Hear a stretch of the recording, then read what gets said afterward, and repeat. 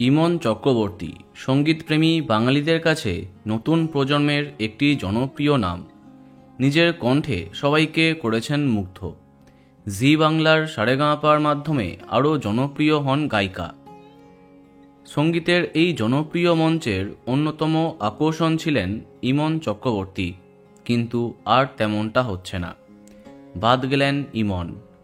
দেবীপক্ষ আরম্ভ হতেই আরম্ভ হয়ে যাবে জি বাংলার গানের শো সারেগামাপা। মহালয়ার দিন সম্পন্ন হবে এই অনুষ্ঠানের বিশেষ পর্ব। ইতিমধ্যে এই অনুষ্ঠানের কিছু ঝলক সামনে এসে গেছে। ছোট পর্দার এই বিশেষ অনুষ্ঠানে এবছর ইমনের পরিবর্তে থাকছেন জনপ্রিয় সঙ্গীতশিল্পী জিৎ গাঙ্গুলি। সারেগামাপাতে বিচারক না হতে পারার তার যে ক্ষোভ ছিল তা এবার শেষ হতে যাচ্ছে।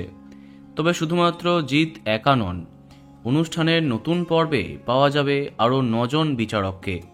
আর তাদের মধ্যে আছেন রূপঙ্কর বাগচি, রূপম ইসলাম, শ্রীরাধা ব্যানার্জি, শান্তনু মৈত্র প্রমুখরা।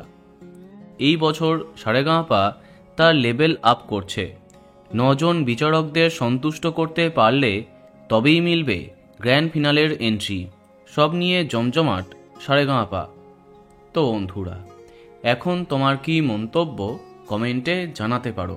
আর এই রকমই আরও অনেক ভিডিও পেতে সাবস্ক্রাইব কারেন্ট বস। ধন্যবাদ।